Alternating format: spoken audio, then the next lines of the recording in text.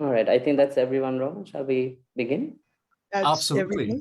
3 of us, 6 of us. Okay. I think, hi, Kima.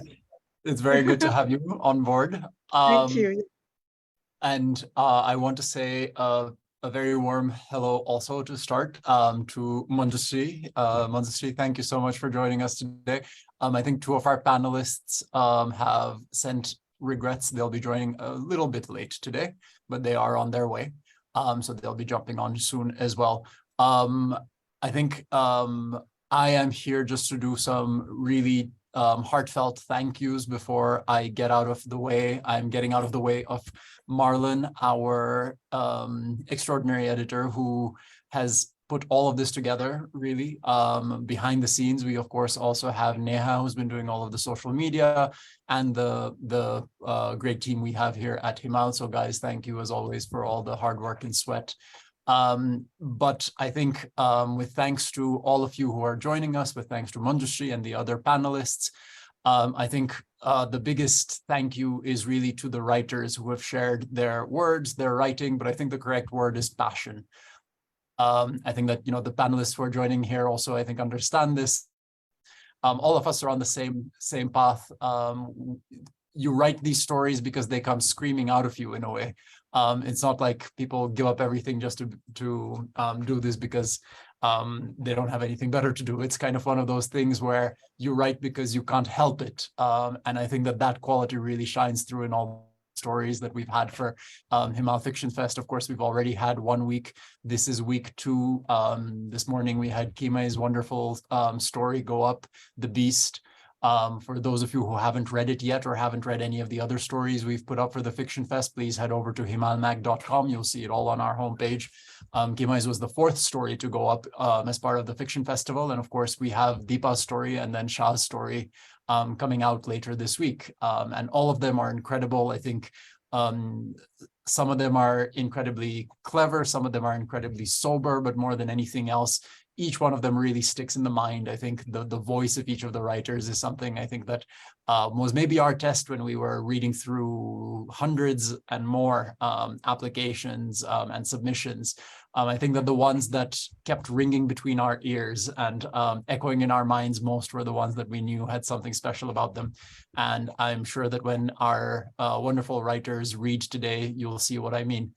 So really the stars of the show, and more than anyone else, I think the people who should be center stage in the spotlight and who deserve our thanks, our appreciation for telling us these wonderful stories, for entertaining us, and for bringing us all together on this wonderful morning or evening, whatever it is where you are. Of course, in Southasia, we're heading into the end of the day, but I know that we have people joining us from all places and all time zones. So thank you all from Himal.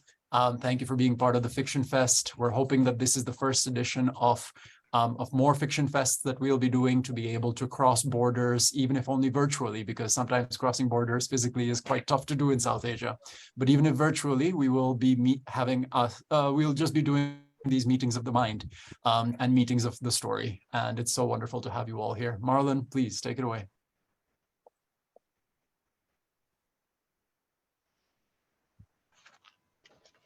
Thank you, Roman. Again, just a big thank you for all who are joining us from all over the world for our second reading session and panel. And we launched Himal Fiction Festival last week, as Roman said, and we have already released 4 short stories from our 6 writers. Today, we will hear from the 3 writers who are featured this week. This will be Kaung, Deepa, Bhasthi, and Shah, Tazrian, Ashrafi, who's with us today. Thank you guys for coming. And then we will move on to a discussion on the South Asian literary landscape with our 3 experts. So I think without further ado, we can go straight into our first writer, who was already featured today, Kaung, who's originally from Myanmar, Burma, now based in the US. She's an analyst, novelist, poet, playwright, literary activist, and dissenting artist. Her novel Wolf is based on a 1988 democratic leader's life. Many of her stories are set in Myanmar and Thailand, like The Band of Flesh, Black Rice, White Chair, and the Rider of Crocodiles. From 2001 and to 2010, she worked for the Burmese Democratic Government in exile. Kimi is also a painter who works on abstracts as well as figures and faces. Her entry for Himal Fiction Fest, as Roman said earlier, is Beast. It's taken from the legend of Tihabahu, which is about a pregnant princess that comes to live with a lion. She will read an excerpt from that as well as from her novel, Wolf. Over to you, Kimi. Okay. This is from the beginning of Beast, the short story up there. I noticed that some things disappeared in the edit for the length, but that's fine. But this is, I think I got it from a second draft or something. So here goes. So that day, as I said, I was sleepy and full, but not really falling asleep, though perhaps on the point of doing so. Then my youngest lioness says, "Husband, there are humans in the grass." I asked stupidly, "Are there? What are they doing?" "Very strange," youngest wife says. "I've never seen anything like this before. There's a whole line of humans, but no drums or other sound-making things these creatures love so. They're sneaking around in the grass, going towards the rain tree in the middle of the plain. Yes, the rain tree." She swishes her tail to emphasize how sure she is. "Who can understand humans?" I sigh, just for want of something to say. "They're an entirely different species already." "Oh, look," youngest wife says, "they're bringing a woman in a palanquin. Must be a princess or something." Youngest wife cuffs me under the chin with her right forepaw, her claws carelessly unretracted. "Hey, watch it," I shout. "One of these days, you'll take out your husband's eye. Surely you don't want a blind lion for a husband." "Male," she snarls, "so vain. I can't believe it." She moves away, shifting her haunches. I look at the grass blades waving in front of my eyes.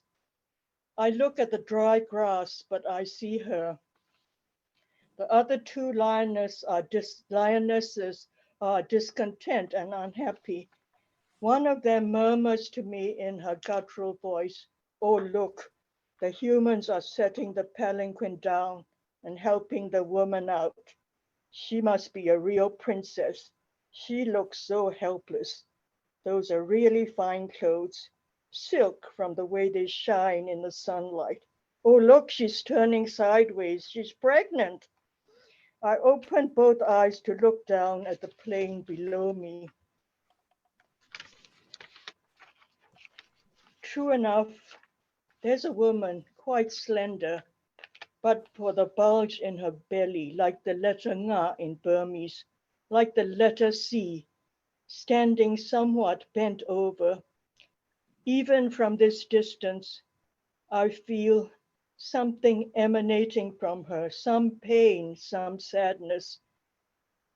I think idly, how strange.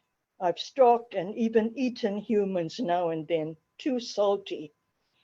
But I only saw them as food or as another species before. I never felt any empathy for them.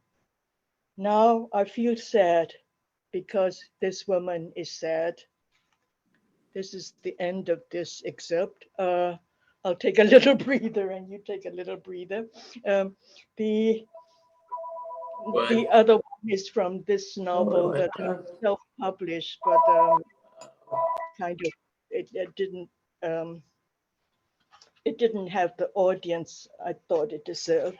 Anyway, it's based partly on my childhood and partly on one scene that the real dissident Mortison told me.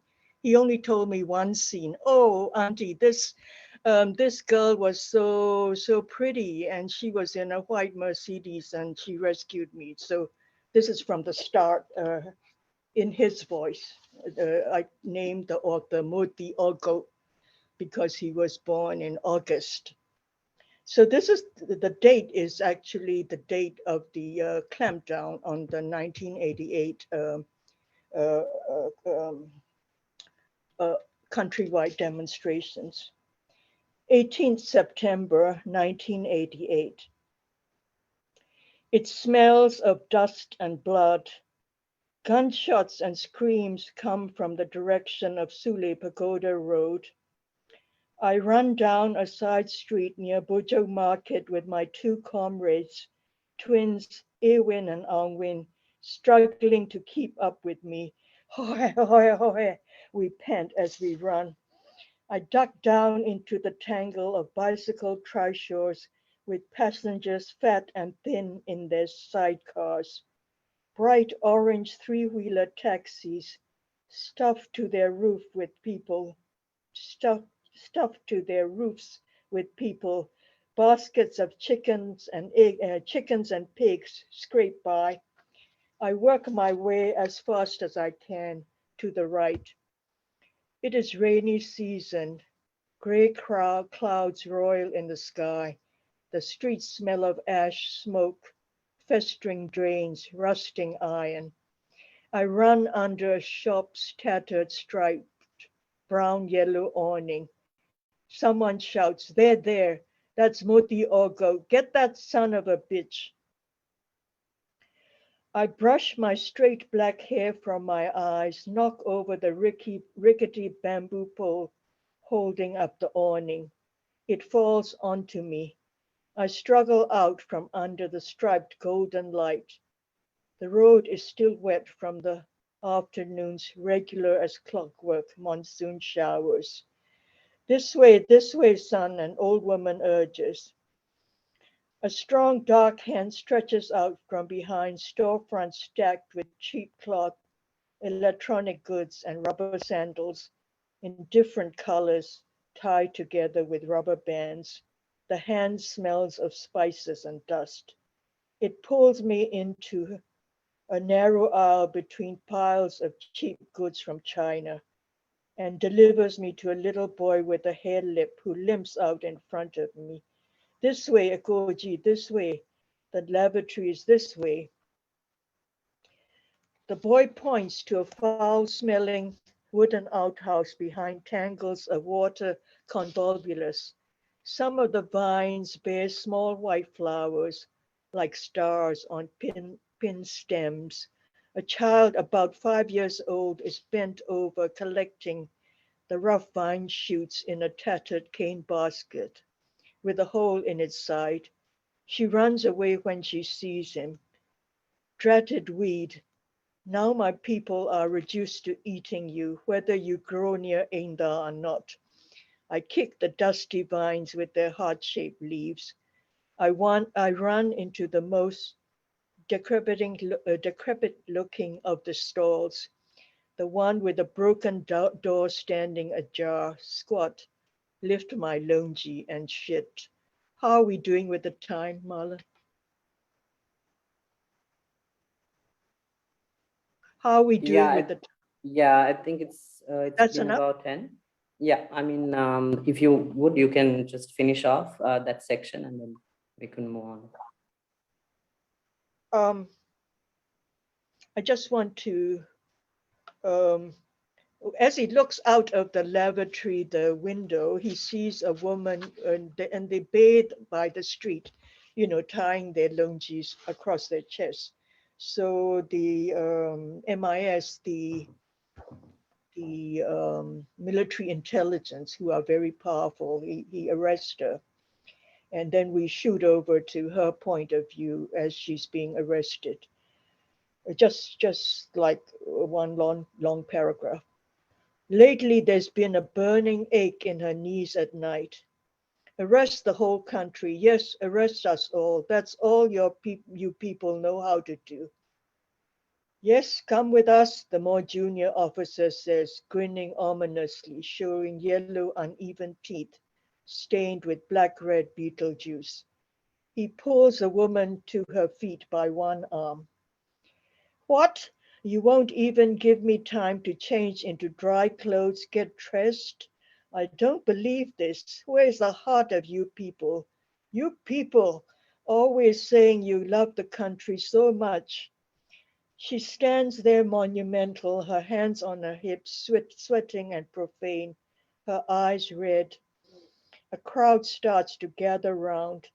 Naked boys bathing and playing at the open fire hydrant a few yards away stop to listen. Their protruding bellies are full of intestinal worms.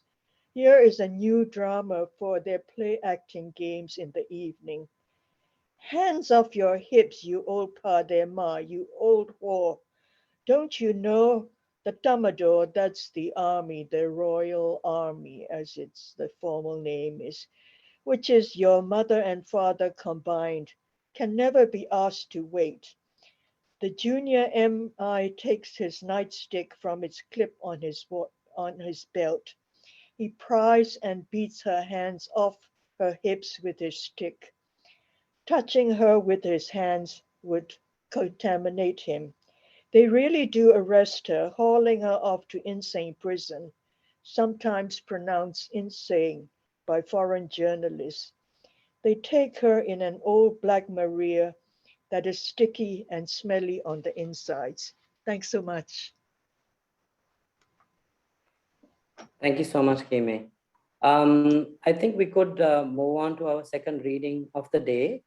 I'd like to welcome Deepa Bhasthi to the floor. Deepa is a writer and translator working in Kannada and English. Her essays, criticisms, columns, and reportage, mainly on literature, the visual arts, and the politics of culture, have been published in over 40 national and international publications. Her translations of the short stories, the Bandaya Sahitya writer Banu Mushtaq is forthcoming.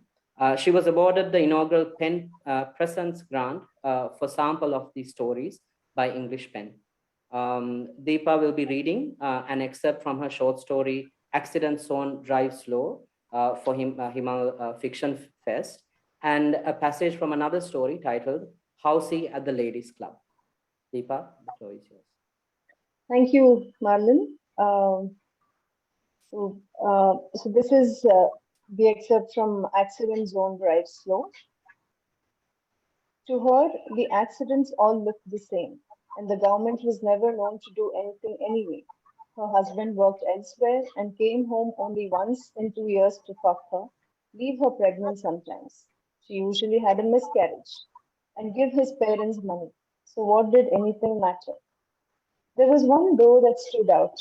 It had happened at night, sometime after 12, in the early years after she had left her parents, her village, her cow, and her plants behind and come here, to this house in the scoop of the earth, the shallow womb that brought no warmth.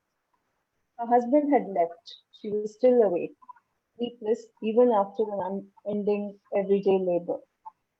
The moon was high up, and the top of the trees in the distance faintly shimmering in the dull light. There she was, by the window of her minuscule room, which had left the creaky bed and the Godrej almirah that came with her wedding baggage take over all the space. Half perched on the sill, her legs awkwardly spread to her side, making shadow shapes with her fingers, listening to her daughter's soft breathing, there she was. When she heard the terrible crush of metal and flesh, metal against tar, a sudden screech of the tires as the driver gained control at the very last crucial second. Metal against metal. When metal met flesh, met tar. There were so many combinations of what accidents sounded like, and she knew all of them by then. The woman rushed to the road, stumbling up the steep path from her world to the highway. She felt the dying man's shudder before touching. No, not touching. How could she touch a male stranger? Her hand snapped back, hovering just above his forehead. His open wallet, lit by the torch she gripped, now that she could touch. A driver's license. His photo, so young, freshly shaved, earnest before the camera. She slowly joined the letters and mouthed his name. Suhas, from a town far, far away. So that's the end of that excerpt. This is from a story that I'm currently working on. tentatively titled Housey at the Ladies' Club. This or this, Amma asked, turned half towards the mirror and half in my direction. This was many strings of tiny red glass beads gathered in a gold clasp, cheap, though it did not immediately look it. The other this was a rolled gold chain with a gold-dipped pendant that had once been 925 silver. Mine, once upon a time. The first this, I suggested. From where I lay on her bed, feet hanging off the mattress, lazily looking on at a getting ready performance which she that day insisted I attend, the shiny bead necklace looked grand enough over her deep red sari set with minuscule green embroidery, placed socially distant from each other. Grand enough for the ladies' club. Officially, the Mahadev Pete Mahila Samaja, their WhatsApp group therefore named MMS. In conversation, always just Samaja though. She had been going there long enough for all of us to understand what she meant. Ladies' Club is where I used to tell friends she was going to. Its true nature, that of a part-time meeting hall, sometime play home, and a monthly gathering of ladies, was not adequately encompassed in the name. But Samaja, just that word as Amma preferred it, was vague, sounded social service types. Ladies' Club, now that meant ladies who lunched, leisurely dolled up types. Once I stupidly thought the first was not cool enough. I forget how she was introduced to the LC. It must have been a friend, of course, one of the handful of women from her native region who, like Amma, had married into families long settled in Kodagu, like ours. Coming from the coastal plains to these claustrophobic mountains, Madikeri is nestled within a ring of green mountains. The town is beautiful but deadly and isolating, and not unlike the feeling of being strangled in its unending smallness, where people think like the Brits that were here for the longest time and don't meet your eyes much or notice feelings and express the sounds of any emotions. These were the first shocks to touch the skins of the newlywed girls.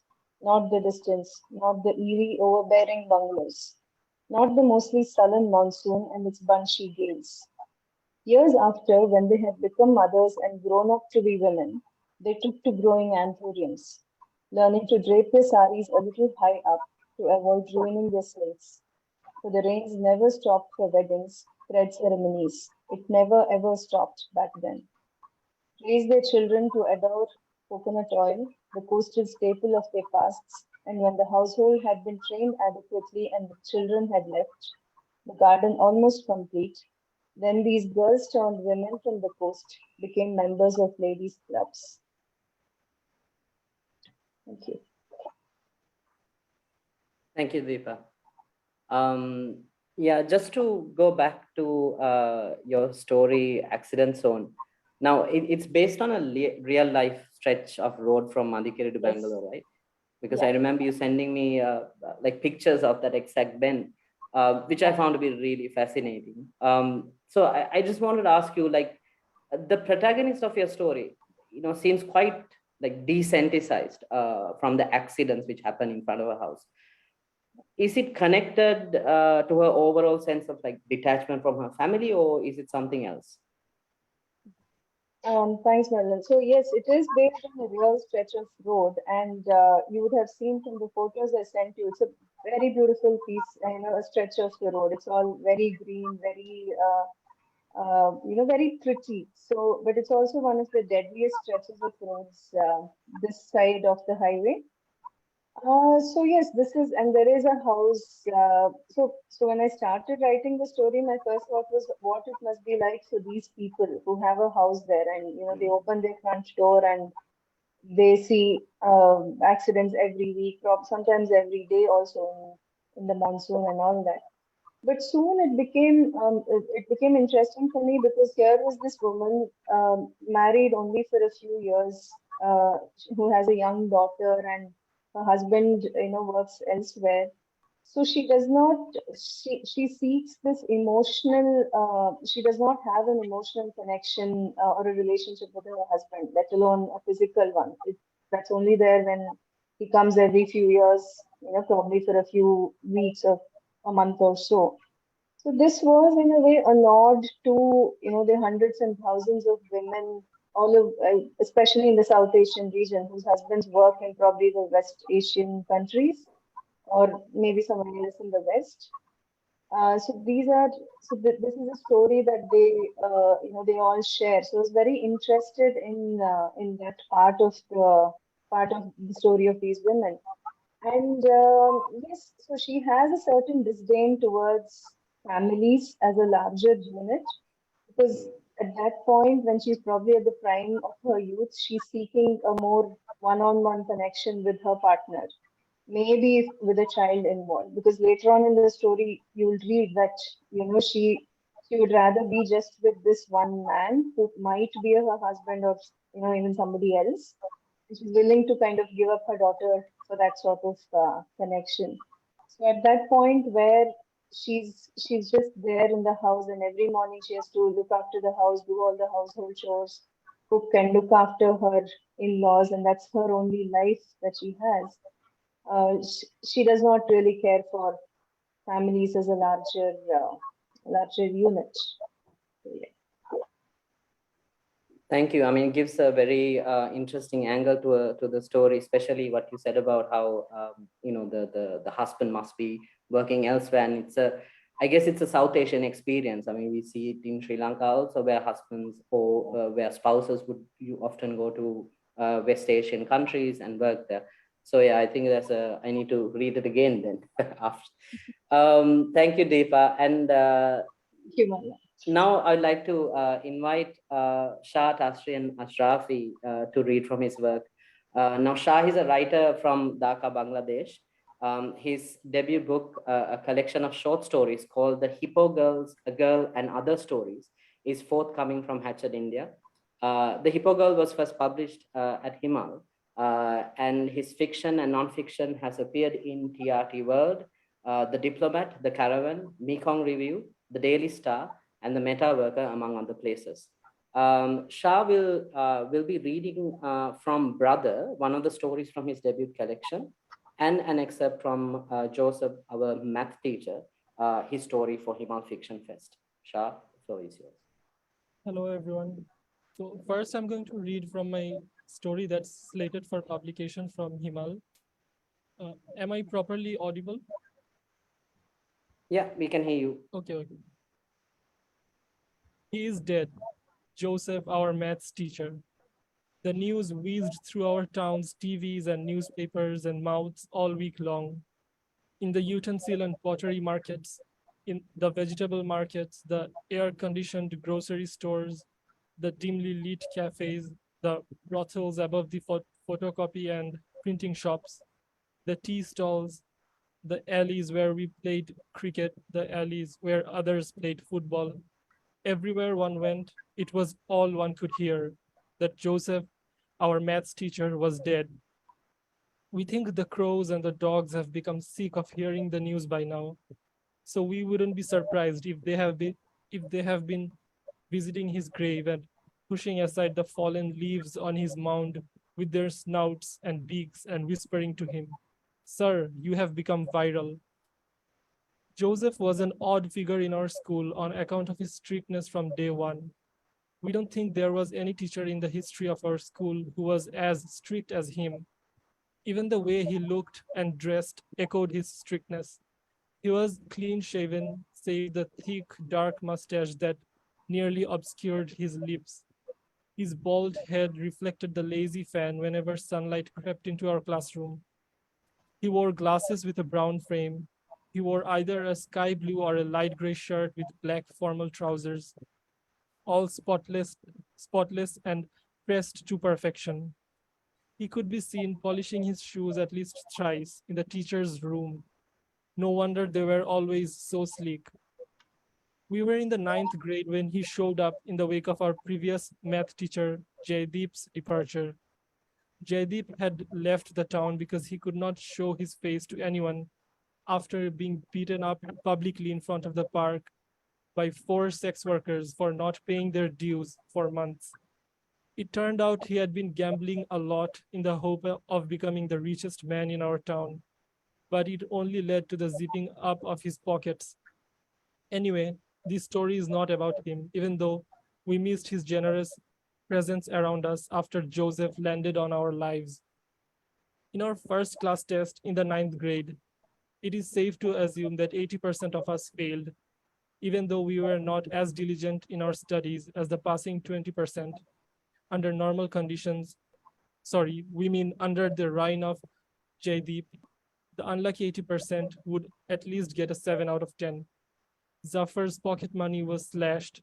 Anjum ranted to us about wanting to kill his father for slapping him too hard. Abhinash's parents did not take him to the mountains during the winter vacation.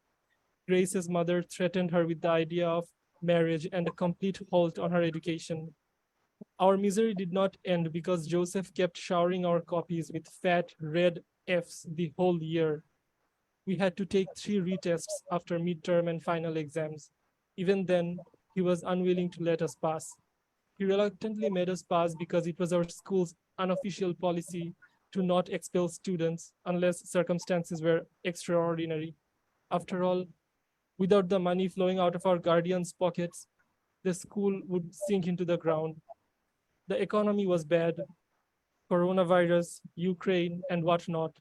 Our town in particular was one of those hit the hardest because of pre-existing conditions, such as the river that smelled of urine and smoke, and on account of the river, the failing crops, and on account of the failing crops, scarce production of food, and on account of scarce production of food, rising prices, and on account of rising prices, these, and on account of these, that, and one could just go on. Okay, now I will be reading from one of my stories in my debut book. So it's about a pair of siblings who have been separated during the liberation war of Bangladesh when the West Pakistani army was causing genocide in East Pakistan. Hakim, Anwar, Rana, and I are running through the mango orchard. Yes, we're sick of crossing these same rows of trees and walking these same patches of grass. But what else to do? It's just another day in Kamalpara. So the blazing afternoon sun is no surprise. Hamza is chasing us. We enjoy it the most when he is the police and we are thieves. He has the speed to outrun a leopard and that thrills us. Before we arrived at Kamalpara, I mean, we had our entire village, Rahmatpur, to ourselves. We could run across the paddy and maize fields, stretching and stretching to the horizon and kissing the clouds, across the forests, skirting the riverbanks, past the mosque, the school, the post.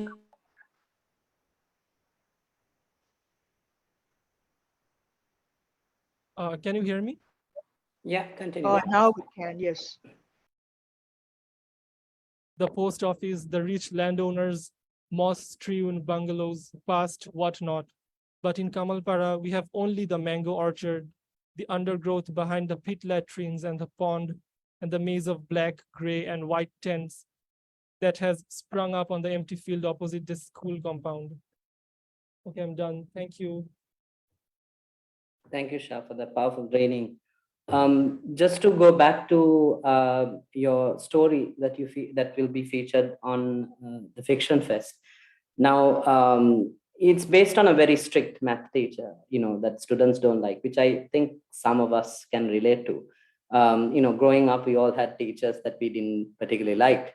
Was there like a real life inspiration, or also without giving away much, how did you craft the difference in power dynamic between the students and the teacher? So the inspiration for this story mostly came from the fact that often we see there are some teachers in school who are very strict and who face slandering from their students on a daily basis because of their strictness. So I just wanted to explore this notion a little further, and explore what happens when an academic ecosystem doesn't suit a strict teacher. And as for the power dynamic, I wanted to show how teenagers in the name of rebellion can be recklessly violent at times without realizing the consequences of their actions.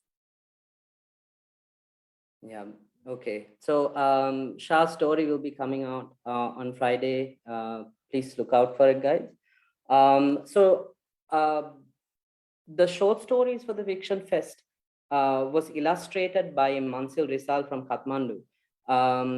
He would not be able to join us today. He was with us last week.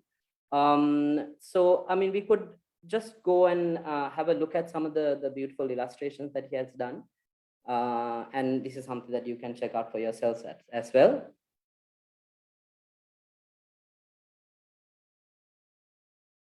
So this is for Containing Lightning, the first story that was published last week.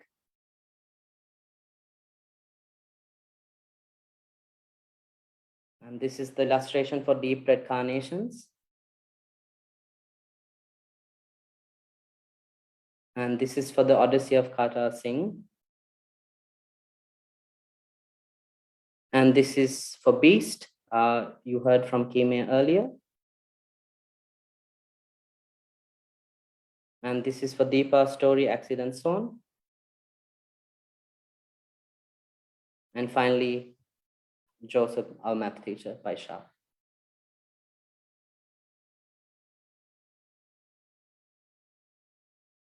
All right. Now we'll move into our highly anticipated discussion about the literary and publishing landscape of Southasia. We appreciate your patience, and I would like to extend a warm welcome to our panelists, Karthika VK from Delhi, Manjushree Thapa from Kathmandu, but right now she's based in Toronto, and VV Ganeshananthan Osugi from Minneapolis. Let me first introduce our panelists. So Karthika is a publisher of Western books. She has spent over 25 years editing and publishing fiction, non-fiction, translations, poetry, and graphic novels. She started her career at Penguin Books, India, and spent a decade as a publisher at HarperCollins before moving to Westland in 2017. Karthika, we welcome you to the panel.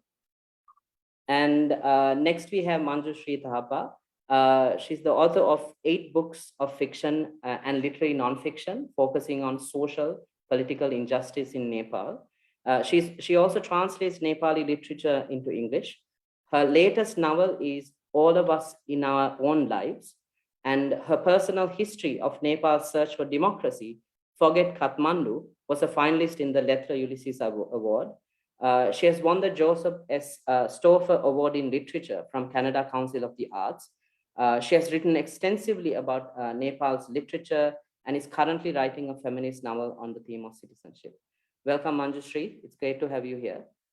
And next we have VV Ganeshananthan Osugi, who is the author of the novels Brotherless Night, a New York Times editor's choice, and Love Marriage, which was long listed for the Women's Prize and named one of the best books of the year by the Washington Post. Her work has appeared in Granta, the New York Times, the Best American, Non-Required Reading, among other publications. A former vice president of the South Asian Journalists Association, she has also served on the board of the Asian American Writers Workshop and is presently a member of the boards of the American Institute for Sri Lankan Studies and the Minnesota Prison Writing Workshop. She teaches in the MFA program at the University of Minnesota. Welcome and thank you, Sugi, for being here. Just a note to our audience before we begin, you can comment or send in your questions through our chat, and during the discussion, we will take them up. So I would like to start the discussion with Karthika. Now, at present, we see there's an increased focus on decolonizing literature. Now, Westland books, for me, I think is a great example of challenging existing power dynamics within this global North-centric publishing industry. Would you like to talk a little bit about Westland's journey, and how do you think other South Asian authors and publishers can be actively be part of this larger movement and to create this a more equitable literary ecosystem? Thanks, Malin, for asking me to be here. Where do I begin? It's one of those situations where we talk all the time about how to create truly independent, localized, hyper-localized publishing in order to keep both independent voices alive within our own territories, I guess, but also the need to make sure we balance that with a truly cosmopolitan publishing. Not just look inward in a way that means that we don't know what our neighbors are doing, we don't know what the rest of the world is doing. And I think somewhere in that seeking to find that balance is where, in India in particular, multinational publishing, almost a versus independent publishing comes into play, mostly because of the factor of resources. That is something that I think also our publishing colleagues in the neighboring countries struggle with. Because in India, for a longest time, like for the last 25 years and more, and much longer for academic publishing, but for trade publishing, at least that much, we've had the big multinationals here. We've had Penguin, Harper, Hachette, Simon & Schuster, like Bloomsbury, like everybody's here in that sense. And they chose to establish companies that were distributing books from the UK and the US, and also beginning to publish Indian content. And by extension, there were writers from the subcontinent, but that was really the core of the work that was being done here. But as time went on, I think that became a space of inequality as well. Publishing centered in Delhi. Publishing is centered on writers who are potentially bestsellers, if not already bestsellers on social media or whatever. And it's about how much money you can put out to acquire a writer. I don't mean this is the entirely generalized sort of rule of working, but by and large, that builds that bridge and that divide both for publishers in India. How do you go out and publish a writer well is independent sometimes of how much money can you offer upfront. But a lot of writers, some agents across the world seem to think that if you give more money upfront, you will just do a better job of publishing the book and getting more marketing behind it and all the cliches that actually I think are entirely untrue, but they have in this case for sure, but that's just how it's perceived. So the bigger the publishing, the bigger the bestseller can be. If you can sell 100,000 copies, you put out more money and you keep selling and publishing into that space. For instance, in India recently, it is that whole religion, spirituality thing that is happening with this country going the way of the right in terms of its politics. There's lots of other forces that have sort of emerged in so many different directions, and they have also entered the publishing space. That's where the bestsellers are being created. And so that's where the money is going. That's where the readers are. So it's like a time where it's a struggle to be able to publish great content without the same resources.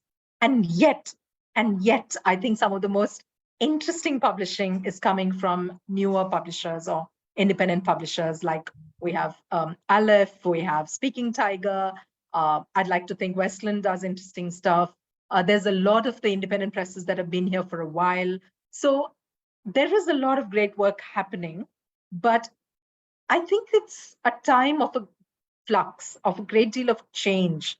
And sometimes I think it's in the hands of authors to also help that change come through positively. I sometimes think if you're a Nobel Prize winning writer and you are in this country and you have the opportunity to publish with an independent press and give them a whole new life, or you just go to the big publishing house and you say, hey, I know you have the money and the resources, and I know I'll be safe with you, so I will publish with you.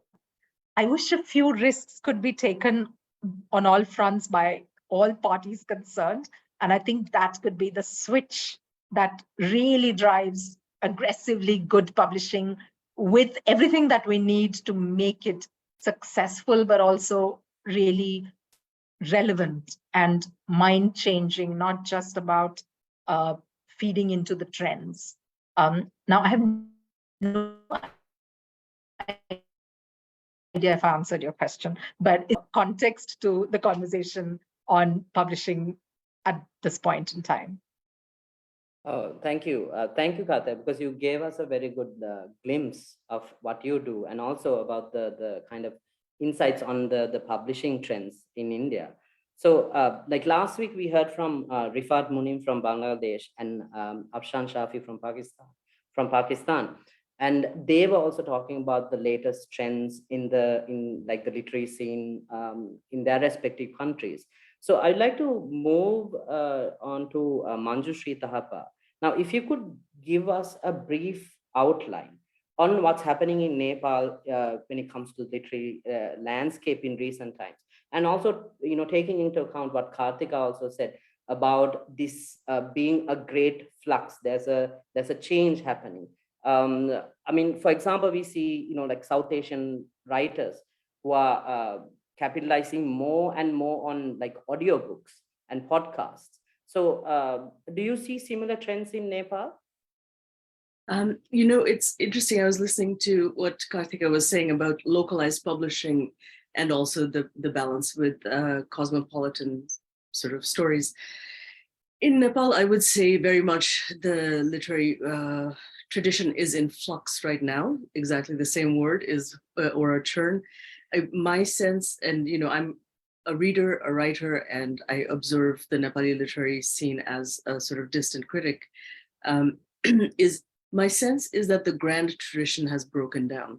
So the grand tradition in Nepal specifically is usually men of high caste writing stories in favor of greater liberalization, whether it's for women or whether it's for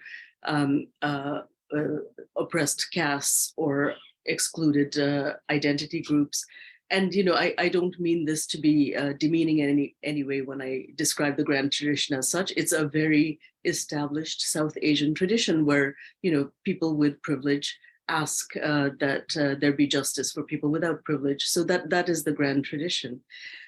I believe that's broken down now, and it's been breaking down steadily for many years because of the language rights movement. So Nepali as the national language has had a very privileged place. It's also the lingua franca of the country. But there has been a very active language movement for language rights in all of the Tibeto-Burmese and Indo-European languages, the many, many languages that Nepal has, as all South Asian countries do. So there is an awareness and an interest in the readership in different stories, in stories written by people with their own lived experience in their own languages. But what has happened right now, I think, is that, again, because the traditional publishing world is very much geared towards the grand traditions and geared towards supporting those writers. And there's, fiction writing, even in the Nepali language, which is Nepal's main language of expression. Even in the Nepali language, it's very hard to support fiction writers. It makes it even that much harder to support writers who are writing in other languages. There are simply not the workshops, there's not the feedback, there's not the community, there isn't the criticism, and there aren't the publishers, there isn't the translation. So the entire infrastructure of writing is much, much thinner immediately when we start talking about writers from other communities, writers in other languages.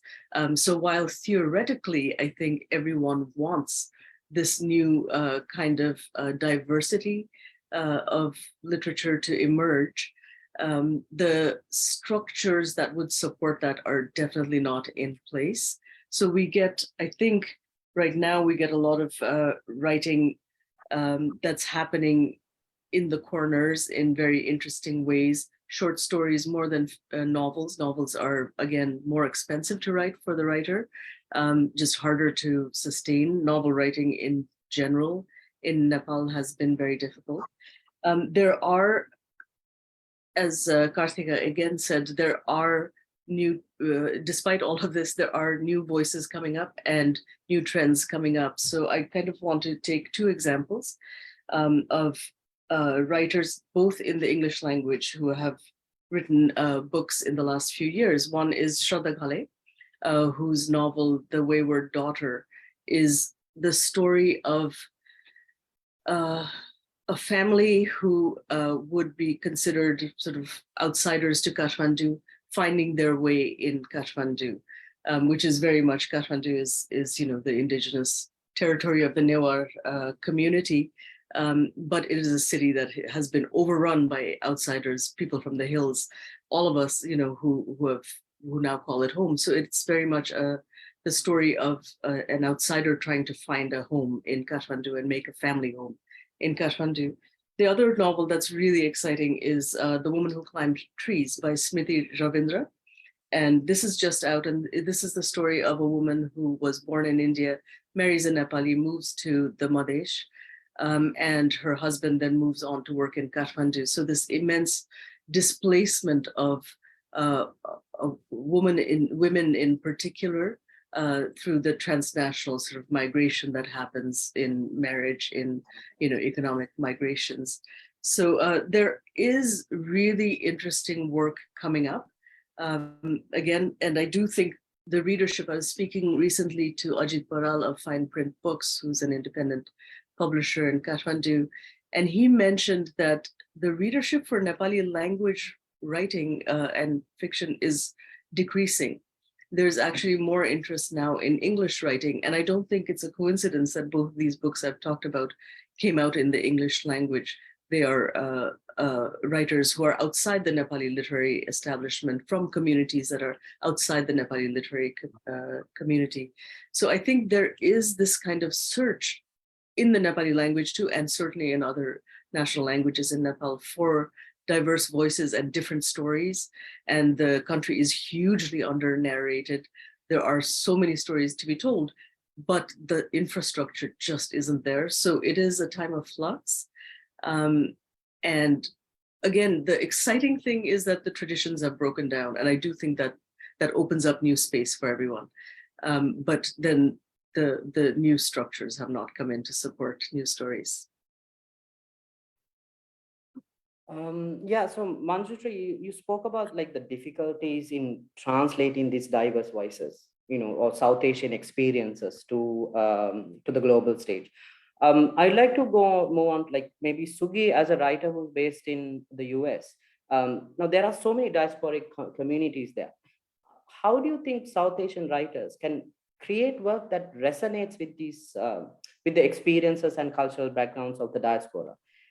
Are there any specific strategies that you see or platforms that you have seen that to be successful in that department?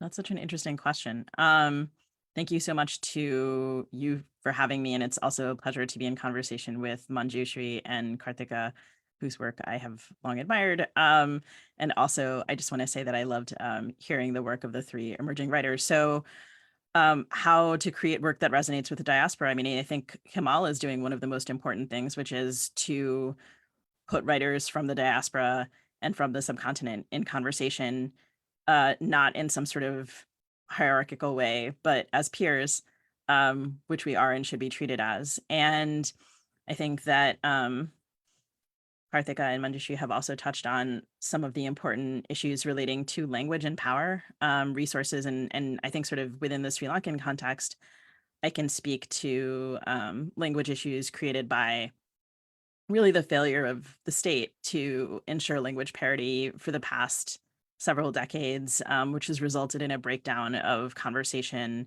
that I personally observe primarily through the news, but which I'm sure also exists in literature. So I, for example, have tried pretty hard to kind of track what's going on in literature published in Sri Lanka's various languages. I, however, am not really good enough of a reader of Tamil to be reading consistently, say, novels in Tamil. And I'm certainly not good enough to be reading novels in Sinhala. So, whereas probably within those communities that speak those languages, it's possible that more people are reading me, which doesn't seem particularly fair. So I think that really there needs to be a lot of resources poured into the training and funding and support of translation, which is, I live in the United States where we famously read a very low percentage of what we're reading in translation, which is a thing that is being talked about a lot here now, and which I think many people are trying to address this. There are various initiatives like there's an initiative that I recently joined at the University of Chicago, the SALT initiative, which is a project to promote South Asian literature and translation, which is aiming to address this. And if anyone wants to look this up, I'll put the link in the chat. But or like South Asia Speaks. I know Sonia Falero is involved in the first of these sessions. So people who are attempting to create these conversations and facilitate them kind of even through and around and beyond these language barriers. So these conversations are necessarily imperfect. And I think to kind of pursue them anyway and to try to perfect them is so important. So I am and have been for a long time studying Tamil, so to see if I can do a better job. And then also trying to find the translations of work that I want to read, to talk about those works, to support them, to compare different translations if that's available.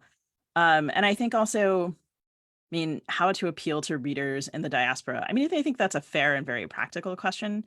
It is also one that engages with the power dynamic that I'm addressing, because I think also the diaspora should be, and you can hear this maybe in my answer, I think that the diaspora should be a little bit more accountable for thinking about those power dynamics. So I on a fairly regular basis am asked kind of who is my audience, and that is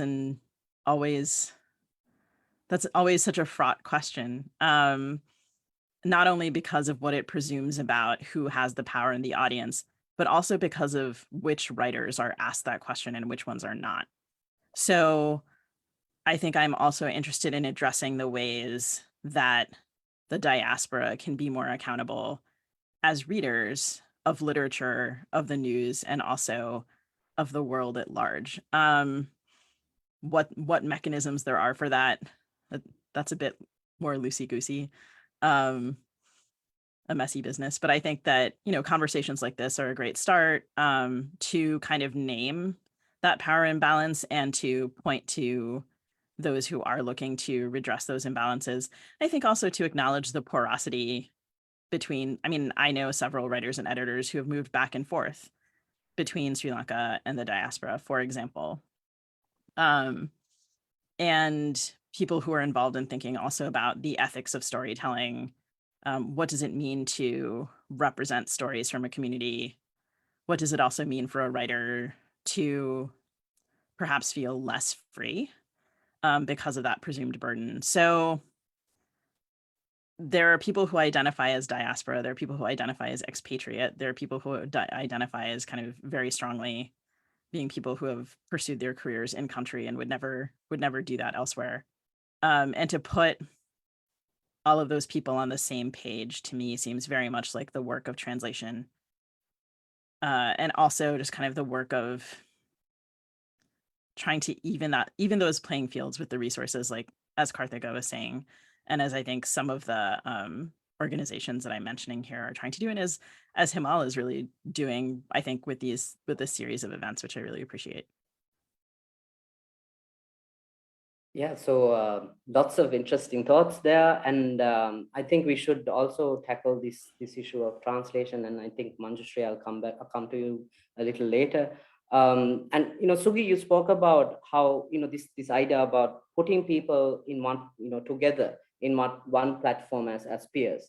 Now, in our previous panel, we also spoke extensively about these kind of regional collaborations and partnerships between South Asian authors, publishers, literary organizations. Like as you mentioned, also we also had Sonia, who is part of South Asia Speaks. Karthika, this is a question for you. how can we further enhance these efforts to foster the growth of literature as a collective regional entity? Like at Himal, we always try to look at everything as regional, rather than focusing on specific countries. What do you think about that, though? How do you think we No? or what are some of the initiatives that we can take?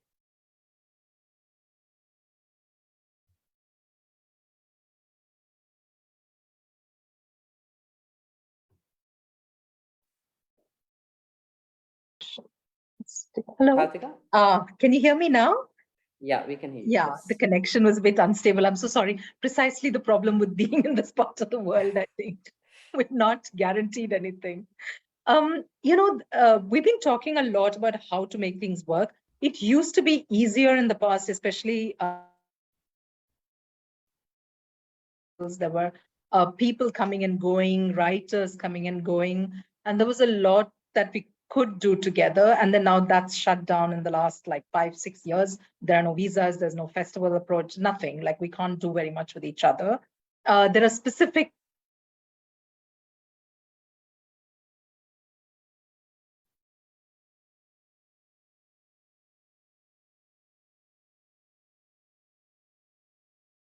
weren't always, they're about networking, right? I mean, in a sense,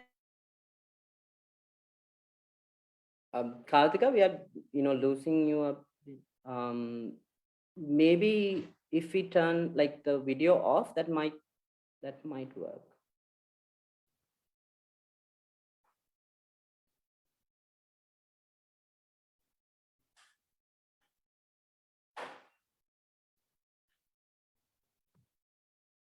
Right. I think Karthika would probably join us very soon.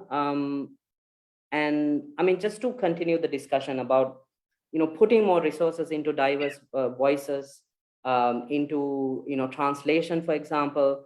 Manjushree, from your experience as from translating Nepali literature into English, what can you tell us about like how South Asian storytelling, this idea of translating the vernacular into into English and to kind of promoting them on the global stage?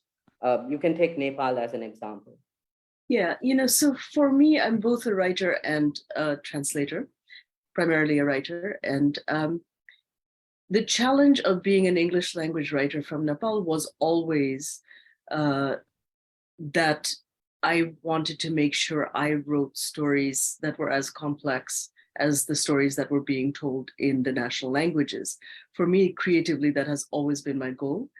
And so I think from when I was a young writer, I was very aware of the fact that the best writing in Nepal was not happening in English. It was happening in other languages. And that was part of the reason why I wanted to be able to translate, to bring these stories up and to kind of create a level playing field between writers from the so-called creamy layers, which is a favorite expression in South Asia, and writers who are on the ground, like really writing from their experience. That said, when we enter this new era where we're not privileging just the Nepali language, we then are faced with the challenge of translating both many ways. So from Nepali into other languages into Nepali, and all of those languages into English and other European languages. So it's an extremely complex field. There are Lalit, for example, has been doing a lot of encouraging of translators. There are more translators coming up. This new era where translation has become recognized in the West as a really important stream of publishing, I think is really exciting. It's creating space for other voices to come up in a really exciting way. And yet it's, again, it goes back to resources. It's immensely difficult. And when we're talking about, this is exactly a field where, or a spot where the cosmopolitan world, which is interested in translated stories, and the hyper-local world can meet. So that is the excitement of translation. But again, the resources are slow in coming. I do think there are now more resources coming to translate into English from other languages, much less so to translate from other languages into Nepali and back, because that is also a very important dialogue where again, the grand traditions, the writers who are from the grand traditions need to hear what other people are saying. And that is severely underfunded and underdone, but it is a really exciting moment. I did want to, I'm very curious about what Karthika is going to say, because one thing she was saying before the video went out is— Sorry about that. Yeah, no worries. It's as you say, these are the conditions in which we all work, right? Is that when India as a publishing center is in peril, or when it is in a state of emergency, as it increasingly has been when writers are banned or when writers are attacked, or when that kind of free space goes away in India, it affects all of us, because there's independent publishing in Nepal, of course, but that atmosphere affects everyone. Yeah. If I may address that, Manjushree, I think that it feels very often as though we are under threat, that we can't publish what we'd like to, but we haven't yet reached the point where that is absolutely the way of things. I think we're still able to do a lot of work with some safeguards in place, legal reads in place, and some tiptoeing around what could be offensive and what may not offend, etc. But I think part of that is because the English language space in particular is possibly seen as a less influential space in terms of the vote, in terms of political influence. So we actually tend to get away with saying a lot more and having writers who can say a lot more than, say, somebody who's publishing in a language like, say, Gujarati, or another language where booksellers will tell us that we cannot possibly translate this particular book, which is talking about, sensitive subjects, and get them into bookstores in our state because, we'd be burnt down or whatever. Whereas it's possible to do a lot of such publishing in a state like, say, Kerala, where somebody else is in control and other kinds of politics are at play. So you can do that quite strongly. So in our language, and this is something that you were talking about, the great tradition, I think one of the things that allows Indian publishing to be vibrant is that the grand traditions of Indian writing, literature, culture are all actually in the languages. I mean, they come from the languages. The English language tradition comes in many ways from somewhere else and is now seeking to combine with the local in a more effective way, I feel, than ever before. And I hope it'll only get stronger, that bond. But because there is so much excitement now around the languages, the language publishing, in translation, it feels like a really good time for that, for getting more stories, attention in multiple languages. We've had the good fortune of having a writer win the International Booker last year with Gitanjali Shree's Tomb of Sand. That instantly meant that, people who kind of turned their eyes away from translation as a slightly second-hand reading or writing suddenly woke up and said, oh my God, like, here's money, here's fame, so it can't be all bad, and maybe we need to read this book. So, and we're not grumbling, whatever the reasons, wherever this comes from, at least it's happening. So while in many ways it's distressing that spaces are closing up, especially for the media, publishing is still holding that up and still trying to do what it does. What the market forces do to it is, I think, allow for a certain kind of publishing that wasn't really around a while back, and which in the past would have been seen as a no-no, but is now very much part of the zeitgeist, and you've got to live with it. Some don't like it. Some are saying, well, isn't it high time we brought all that out and faced it? So those kinds of debates are coming alive. But in that process, I think we're also all in pretty much the same space. So the opportunity and the reason for us to collaborate across countries and across regions, I think, is therefore more and more imperative. And I think it's really about conversations among writers, publishers, translators. Just the more we talk, the more opportunities there will be. And if the state does feel the kindness of or companies or corporates will step in to provide for translation funds and writing funds. That's the big miss in the Indian scene at the moment, and I'm guessing all across the subcontinent. We don't have people helping support financially writing of any form, really, except for very few sponsorships and collaborations. If that could also happen and people would just like put a lot more money into the writing space before the book could be written, I think that could also help transform it. Sorry, I'm taking a very long time. Marlon, I didn't mean to. No, thank you. I mean, thank you for coming back on the collaborations and kind of tying that up very nicely, Karthika. So just to kind of move away from translations, but let's talk about another form of translations. And this is like translating fiction into other mediums. And Sugi, I want to come to you, and I want to kind of get your thoughts on this. About this earlier also, I kind of raised that question about audiobooks, podcasts. What are your views on the increasing popularity of audiobooks and podcasts? How can South Asian authors do more to tap into this medium? So again, to this continue this idea of cosmopolitanism. Thank you for the question. So I guess audiobooks, podcasts, I think that, right, these are burgeoning in popularity in part because they make things so accessible. It lowers the barrier to storytelling of all kinds. And I co-host a podcast about literature in the news. My co-host has been joking that it's the most Sri Lanka forward literary podcast, which might be broadly true. There's been a strange number of guests connected to the subcontinent and also to Sri Lanka specifically, which has been a pleasure for me to be in conversation with writers who are connected to the region.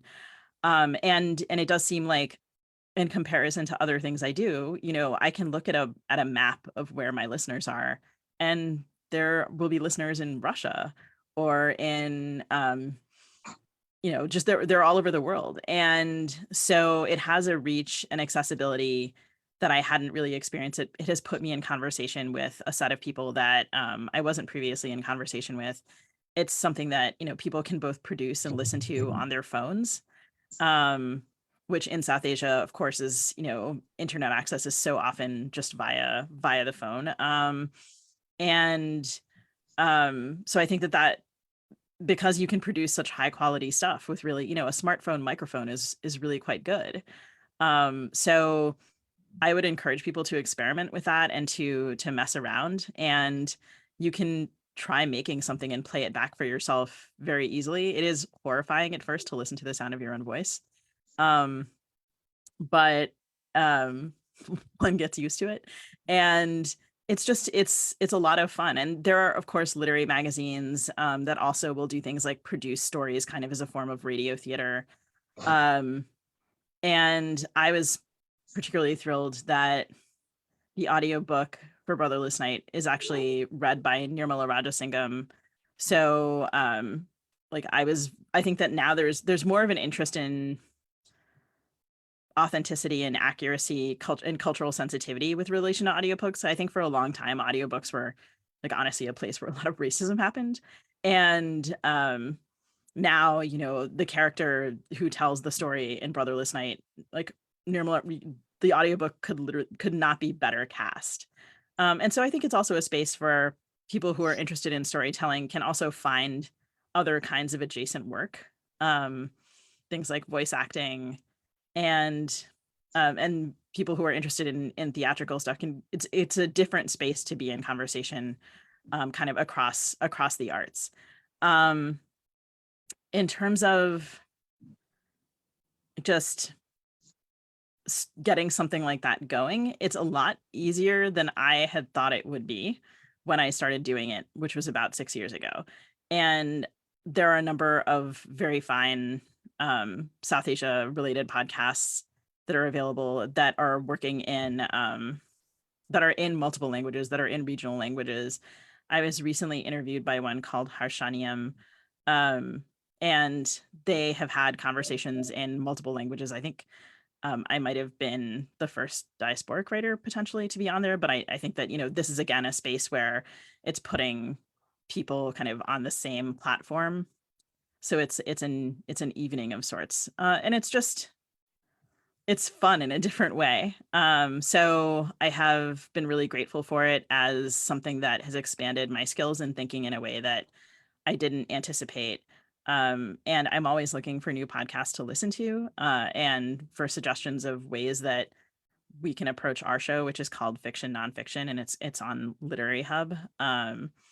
And yeah, I would invite anyone in the audience to, if anyone has any feedback about that or ideas, I'm very interested in it. And I'm only medium tech savvy. I'm not advanced, really. And so I feel like the fact that I feel capable of doing it must say something. And I should say that this is my podcasting microphone.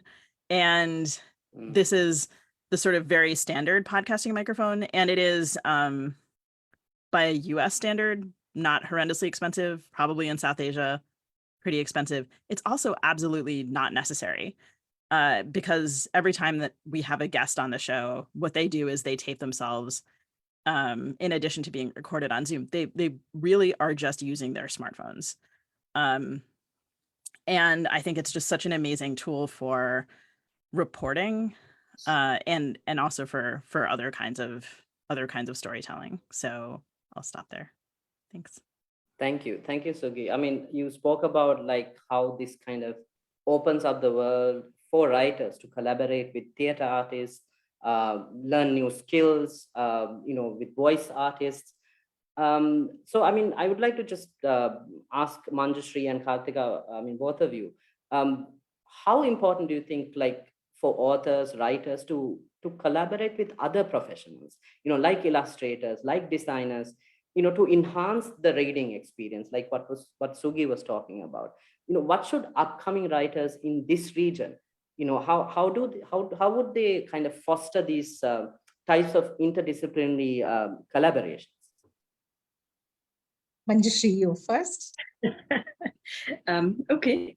I was thinking as Sugi was talking about how actually I feel that South Asia is a lot more advanced in terms of mashing up forms than the West is. So my experience in Canada is that while there is a sort of space for mixed media work, it is the delineation of genres is still quite traditional here. Whereas if you look at publishing in South Asia, I think, or publishing is one thing, but I would say more the creative dialogue that writers are in. I think that dialogue is much more mashed up in South Asia and also much more technologically advanced. I think the search for new media is more urgent there than here. Over here, and my experience, again, this is only from my experience in Canada, is that there is a kind of vacuum, a communal vacuum in which writers tend to work here. And so I think that is my experience in Nepal was exactly the opposite, where you are part of a big creative community. The theater, the arts, visual art, music, all of this is all working together. Everyone is kind of speaking to each other and has a sense of where they are creatively, and there's a kind of community dialogue happening, which is much harder in these communities. Now, I do think that's advanced a little bit here as literature. So I studied creative writing about 20 years ago, and at that time was very much told that fiction that has any social or political content is of a secondary level because art does not talk about society and politics, which of course is a very North American view. And that has totally broken down now. I think in the diaspora, a lot of writers and a lot of minority sort of immigrant writers or writers from other communities have absolutely broken that down. And yet I think there's still a little bit of a vacuum, a creative vacuum. So my sense is very much that the creative space in a place like Nepal is much more multidisciplinary in its inspiration, in its dialogue, in what it's all plugged into than over here. I'd say the same for India as well, that it is all mashed up, as you said, and mixed up and continuously drawing from one to the other. So we often talk about books as podcasts and shows and what else can we do with this content, which was a word I much hated some years ago because I thought it sort of devalued literature in some ways, but I realized that maybe it's time to think about this differently. It does not devalue literature. It simply says, how can we enhance this experience, as we said, of experiencing this text in different ways? Like there is no particular necessity to enjoy it only by opening the physical book and reading the words on the page. There are so many people I meet now who say they're hooked to audiobooks and who much prefer reading audiobooks, which leads to another problem for us as publishers, which is that some of the content that comes out from the US and in particular is so brilliantly done on audiobooks that the books that we are producing here as audiobooks don't really stand up to that test. And so people seem to, when they listen to audiobooks, they seem to turn to international content a lot more than listening to Indian books or material. So that's a bit of a problem to address, I think. Otherwise, again, we'll find ourselves completely skewed and listening to a certain kind of thing while the other falls behind. But podcasts, on the other hand, have been enormously successful. Not all podcasts everywhere, obviously. Some have risen to the sort of top in that sense. But we've had people listening to writers who would find maybe 10,000 readers, 10,000 copy sort of sales being listened to by 100,000 people, listening to them talk about the same content that is in that book.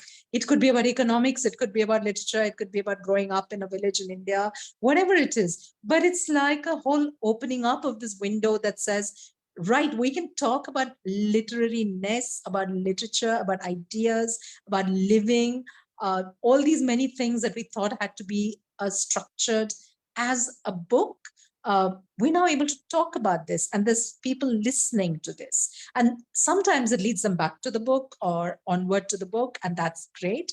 But even if it doesn't, I feel like that's really valuable, what this conversation is doing or this podcast is doing. And so I think publishers, people who work in the podcast space, people who work in shows, Netflix, whatever, I think we're all, in this sort of a flywheel situation where we all actually can benefit from each other. And this has created, I think, for me, the most interesting character in our world at the moment, which is this creative entrepreneur who's just like coming up with ideas and saying, now this particular material fits this particular format, and off I go to try and make some millions out of it. And all the rest of us are like tagging along and saying, okay, what can we do to make this happen as well, or for our writers and our books? And there's a lot of industry support for this. There's a lot of imagination behind it. So I think it's really exciting what is going on. And I think it's only going to grow because everyone sees, it's not like every book becomes a show and becomes hugely successful, but the one that does once in a year is enough to drive that in interest and some revenue for the rest of the year. So it's a good time. Yeah, Karthika, thank you for bringing in this new term, creative entrepreneur, into the discussion. And I think we have a lot of emerging writers who will be listening to us right now. And so this is a bit of a big question, tying it in with your idea of this creative entrepreneur, because, in you, like all three of you, there's a wealth of experience. So when it comes to building a sustainable career as an author, that requires navigating this business side of things. Business side of publishing. So what advice would you give to South Asian authors regarding like copyright, contracts, royalties, and other important aspects of like the publishing industry, the business side of things? That's a really big question, but I think the best thing that any writer can do when they set out to enter the space is to do some research, to figure out what publishers are doing, what is out there in the world. Don't trust your work to just anybody and just hope that things will work out. I think there are enough people out there who can guide. So you walk into a bookseller's space and ask them what they think of the kind of books that come to them or what's exciting. And they will tell you much more than you might expect to hear about the entire scene of publishing itself. So I'd say just go after people and organizations that seem credible, that people will vouch for, to say, yes, there is a real genuine effort here to do something interesting and original. And yes, they make fair payments and you can count on them to give you royalties. It's a big issue in South Asia, I think, this thing about, are you being treated fairly as an author? Are you getting the royalties you deserve? Are translators and authors getting their due equally? And are writers getting royalties which are commensurate with the work they do? So there's just a lot of questions that come up. So the best thing you can do is to find out, a very simple thing I think people can do is to read the acknowledgements pages of books they love. You'll find there the people they thanked. And you'll know that, okay, if this person in thanked here got this kind of book through, then maybe that's someone to reach out to. And the only other thing I'll add to this is that despite all that they say about the publishing industry, I think there's a genuine effort by people in the space to also constantly discover and work with new voices. And so there will always be a response. It may be a little delayed. It may come to you not in exactly the way you want it, but you will get a response, and there will be people at the other end who want to make something good happen. So just trust in that and just do the research, speak to as many people as you can, speak to other writers if they'll give you the attention and the time, and just then go for it, because there's a very eager set of editors, marketers, publicists, publishers, all waiting on this end to receive that material. Manjushree and Sugi, would you like to add something to that? I would say I see a lot of young writers beginning to write and starting to look around for publishers without quite knowing the literary landscape or even being entirely aware of what genre or what tradition they're writing in. So one thing I would suggest to new writers is, as someone who I think is considered a writer who is absolutely not a bestseller, but is a literary writer. There is a space if you want to do literary writing. There is a space if you want to do more commercial writing, and I think publishers would be grateful for that.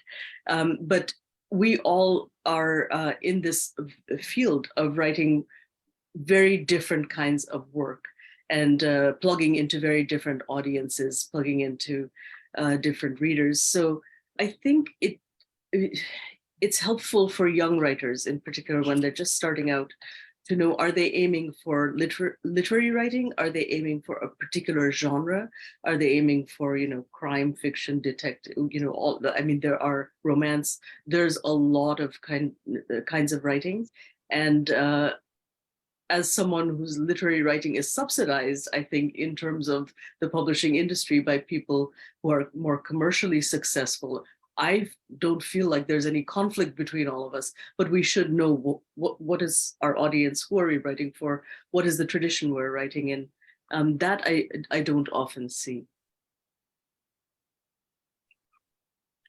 I'm not sure that I can add too much to what Karthika and Manjushree have said, but I do want to address the question that's in the chat, which is sort of related to this about from Shah about, besides relying on their agents, how can South Asian authors with publishing deals in South Asia make it to mainstream publishing markets in the US/UK?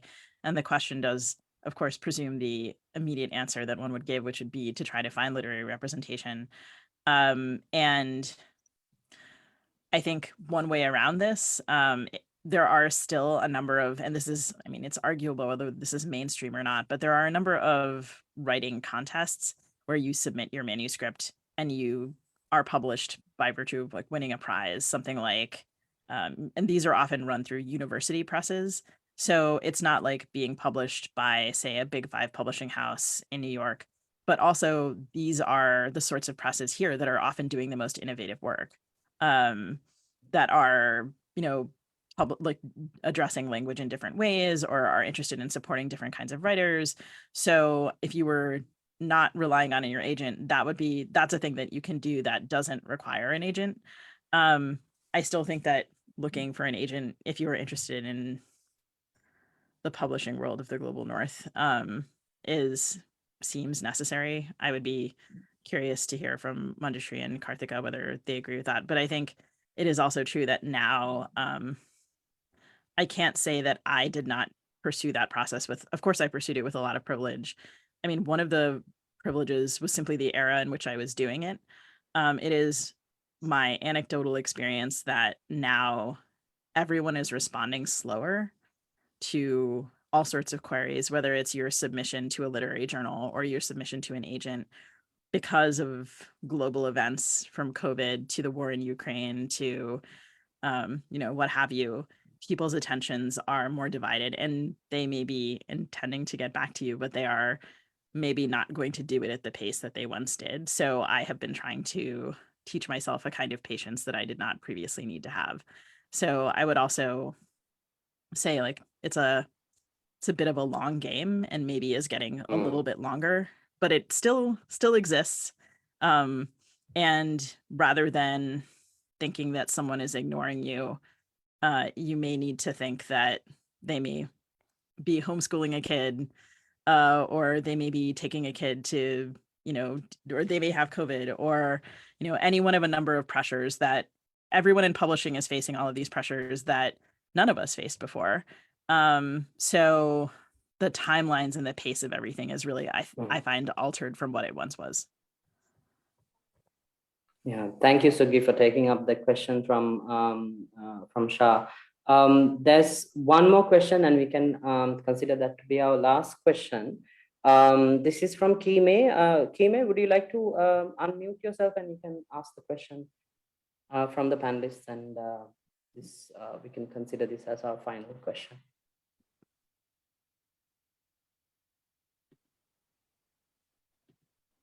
Okay, yes. Can you hear me now? Yes, go ahead. Yes, your question. You were going to Kime, ask... you had asked a question. Does everyone talking to each other in South Asia? I think you were referring to our earlier conversations about collaborations. What does it have to do with freedom? I felt it was a very loaded, heavy question. So that's why I wanted you to, if you want to kind of clarify a little bit more and ask the question from the panelists. Oh, my question. Okay. Because of all the stuff that's happening in Burma now, and it's never been a free publication field since the first coup, Ne Win's first coup in 1962. So that people like Nyatan Tint, for instance, who wrote about his incarceration on the Coco Islands, you know, people like that, they had to do translation out of fear of, you know, like translation was a safer option. So that one broadcaster said, well, he could have been a world-class writer writing his own original material, but there was like no freedom. So most of the publications local are very, very, this was during the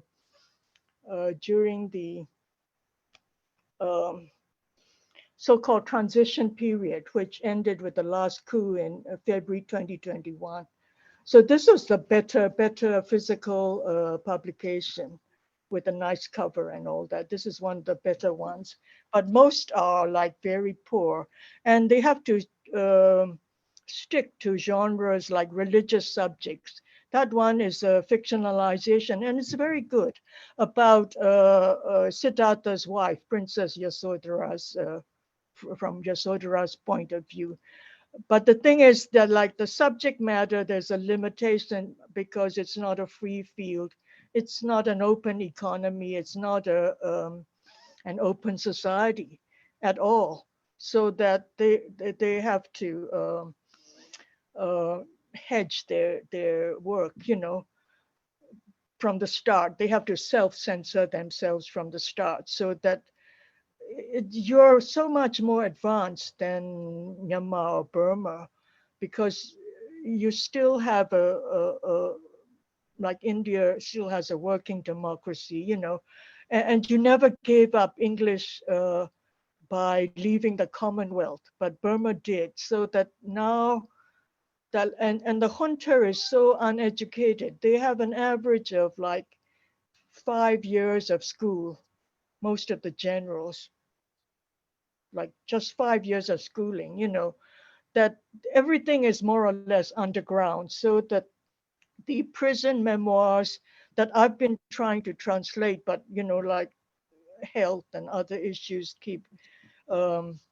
intervening, is that many of these opportunities are not open to us. They may be open to me because I live here, you know, in the United States, but it's not open to people in Burma. It's very, very difficult. So some have been translated, some have won prizes, but they always have to go to safe subjects. So that there have been good novels. And also, like, for someone like me in the diaspora, if I want to read, it's very hard for me to get the material. So some things have been put in audio form on Radio Free Asia, you know, programs or something, like just given away free. So that this was U Winton's memoir, What's That, A Human Hell, about his 19 years in prison. And he's like Solzhenitsyn. He wrote it after his release in two weeks, because he had been writing in his head, of course, in prison.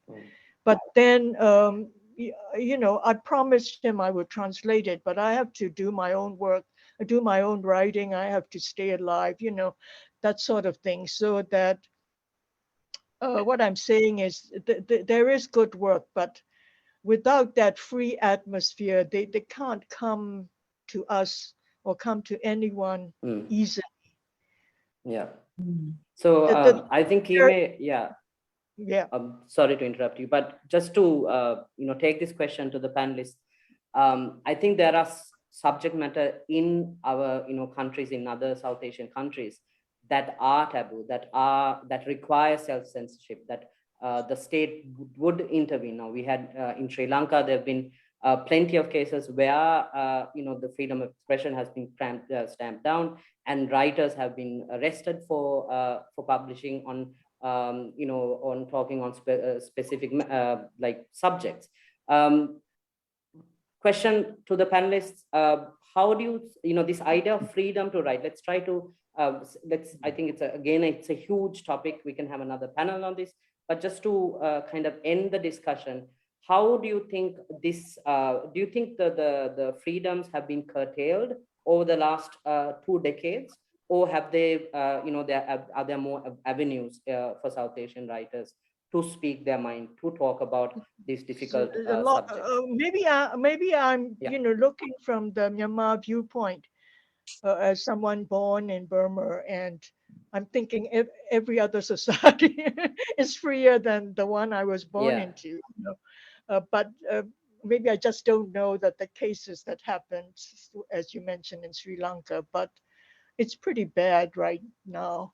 So that sometimes I don't even dare email the remaining 2 friends, and by training, I'm an economist, and I don't even dare talk to them about, economic matters or anything, because it can, like, they can get arrested, things like that. And if you get arrested, your corpse may be,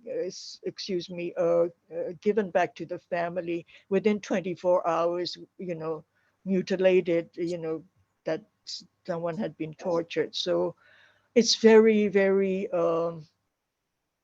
fraught, I think, for writers. So they just write for their drawer, to put it away or something.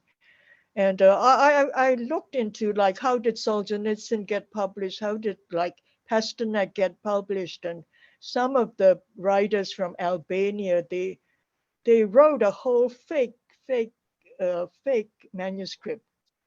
And then they sent the fake manuscript, under fake covers, like in little parts, right, with their friends. And then it was like rewritten, like, I don't know how it was done. Maybe the author managed to get out or something. And then I think Solzhenitsyn's book was actually financed by the CIA. And then they made Pasternak or Solzhenitsyn, one of them, was financed by the CIA. And they made a tiny little book with a very small print, which was smuggled in for the people inside the USSR at the time. So my problem from my personal point of view is, like, Burma is between China and India, which have a critical mass, like populations of over 1 billion now.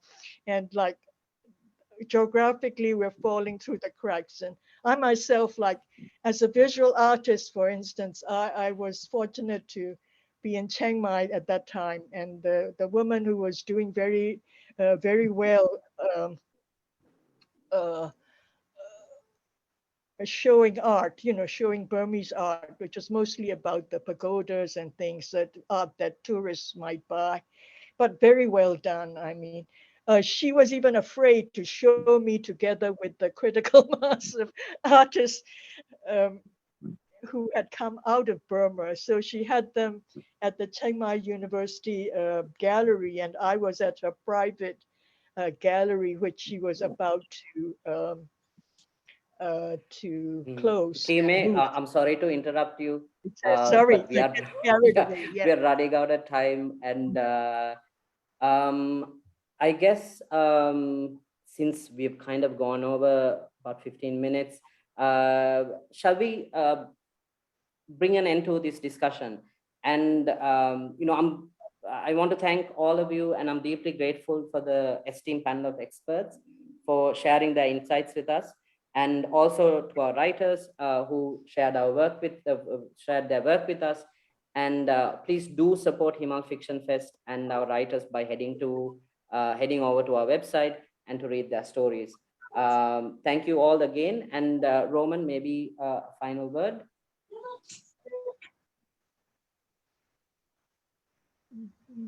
You need to unmute. Is this audible? Yeah. I know we're over time, so I just want to echo the thank you, especially to all of you who came to listen, and to all of our experts, Vivi, Karthika, Manjushree. Thank you so much. Again, please do head over to the website, himalmag.com. Please read and support these wonderful writers. Kimai, thank you for sharing so much. I think, that perspective is one that we should carry. It's none of our societies is in a perfect place. But I think that, yes, we should be grateful for the freedoms that we do have. And yeah, what's happening in Myanmar right now is just tragedy on a scale that I think few of us outside can even imagine or understand. And for that, and thank you. I think, what you're talking about in terms of the prison memoirs and all of that. I mean, yes, it's so sad that we don't, outside of Myanmar, we don't have access to that. I think so many of us would so deeply want to read those things and learn from those things. But, well, we hope that translation, like our panelists were saying, will open up those new doors. So I think, Marlon, I'll hand it back to you just on that note. And thank you once again to all of you. Thank you. Thank you all. Thank you, Marlon. Thanks. Thank you. Malam especially. Lovely, Deepa. Thank you so much. Bye. Bye. Bye, everyone. Bye.